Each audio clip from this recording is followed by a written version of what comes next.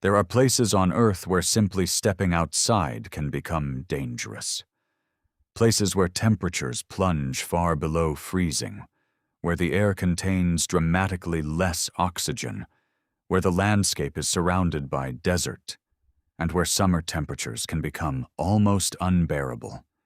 Yet people don't just visit these places. They live there, they raise families, build communities, and adapt to conditions most of us would struggle to tolerate for a single day. So how do they do it? We're starting in one of the coldest permanently inhabited places on Earth. 1.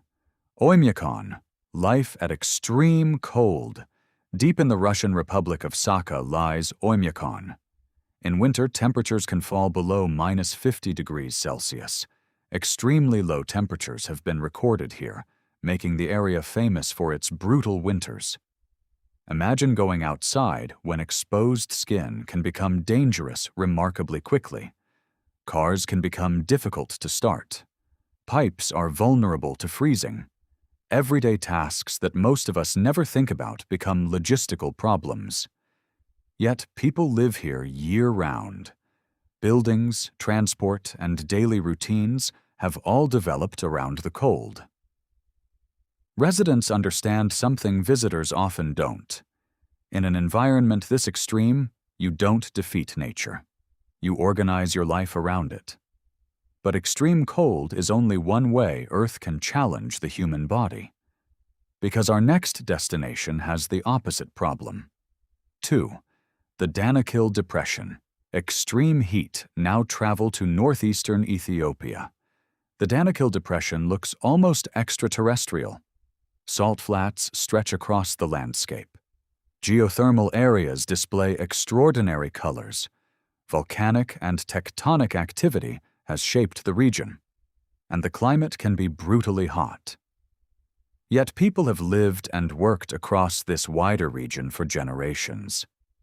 The Afar people have traditionally adapted to its arid conditions, including livelihoods connected with livestock and historically with salt. What makes this environment remarkable isn't simply the temperature. It's the combination of heat, dryness, and challenging terrain. Standing here, it's easy to imagine you're looking at another planet, but people have made lives in this region, and our next destination presents a completely different problem. Not temperature. Air. 3. La Rinconada, life with less oxygen. High in the Peruvian Andes sits La Rinconada. The settlement lies at an altitude of roughly 5,000 meters above sea level, making it one of the world's highest permanent settlements. At that altitude, atmospheric pressure is dramatically lower than at sea level, meaning every breath delivers less oxygen to the body. People arriving from lower elevations can experience headaches, nausea, fatigue, and other symptoms of altitude sickness. Long-term high-altitude populations can show physiological adaptations that help them cope with lower oxygen availability. But altitude isn't the only challenge. The cold climate, difficult infrastructure, and mining-based economy make life complicated in other ways. And yet thousands of people have lived there. Think about that the next time you feel out of breath climbing a staircase. But now we're going somewhere where breathing isn't the problem. Finding water is. 4. The Atacama, one of Earth's driest regions. Northern Chile contains one of the driest non-polar environments on Earth, the Atacama Desert. Some locations receive extraordinarily little rainfall. Parts of the landscape are so dry and barren that scientists have studied them as analogs for conditions on Mars. Yet towns and communities exist throughout the wider Atacama region. Humans survive here through infrastructure, water management, and adaptation to an environment where reliable fresh water cannot simply be taken for granted. Mining has also played a major role in the region's economy. But perhaps the most visually extraordinary part is the landscape itself. Salt flats, volcanoes, bare rock, enormous stretches where almost nothing seems to grow. It looks empty, but it isn't. And now we're traveling somewhere even more isolated. 5. Ittoqqortoormiit. Isolation on another level. On the eastern coast of Greenland lies Ittoqqortoormiit. It's a small settlement surrounded by an immense Arctic landscape. For much of the year, sea ice and weather make travel extraordinarily difficult. This isn't simply somewhere cold, it's somewhere remote. When you live in a major city, almost everything you need can be minutes away. Here, geography dictates life. Transport options are limited. Weather matters enormously. Supplies require planning. And the surrounding wilderness is on a scale that's difficult to appreciate until you see it. Yet people maintain a community there. Homes, a school, local services. Daily life continues in a place many outsiders would consider impossibly isolated. But isolation isn't always caused by ice. Sometimes it's caused by thousands of kilometers of ocean. 6.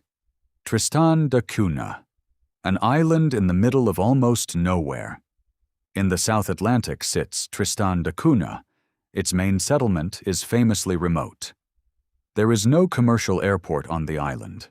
Reaching it normally involves a long journey by sea from South Africa. Imagine living somewhere where you can't simply drive to another town. You can't board a normal passenger flight. And the nearest major landmass is extraordinarily far away. Yet a small community lives there permanently. Life depends heavily on local cooperation and carefully planned connections with the outside world. And the island has another reminder of just how vulnerable remote communities can be. It's volcanic. In 1961, an eruption forced the population to evacuate. Many later returned. Which raises an interesting question. Why return to somewhere so isolated? Because a place isn't merely its climate or geography. For the people who live there, it's home. 7. Dalol. When a place becomes too extreme, and that brings us to an important distinction. Humans can adapt to extraordinary environments, but not infinitely. Dalol, in Ethiopia's Danakil region, is famous for extreme heat and striking hydrothermal landscapes. It once supported settlement associated with potash mining and transport activity. But today, the immediate area is not a normal permanent town. That's what makes it useful as the final stop. Throughout this journey, we've seen people adapt to cold, altitude, dryness, and isolation. But there are conditions where maintaining a conventional permanent community becomes exceptionally difficult. Humans are adaptable. Technology makes us even more adaptable. But Earth still sets limits. And perhaps that's the most interesting part. None of these people are somehow immune to cold, or heat, or low oxygen. They're human beings like the rest of us. What changes is adaptation. Buildings change, clothing changes, food changes, transport changes, behavior changes. And over long periods, some populations can even develop biological adaptations to their environments. Human beings haven't survived across almost every type of environment because we're physically the strongest species on Earth. We've done it because we're exceptionally good at changing how we live. From Arctic settlements, to high mountains, to deserts, to isolated islands, the real survival tool was never strength. It was adaptation. Which of these places would be hardest for you to live in? -50-degree winters? 5,000 meters above sea level? Or an island days away from the outside world? Tell us in the comments. And subscribe to Knowledge Dynamics for more incredible places, discoveries, and mysteries hiding across our planet. Because sometimes the most unbelievable thing about an extreme place is that somebody calls it home.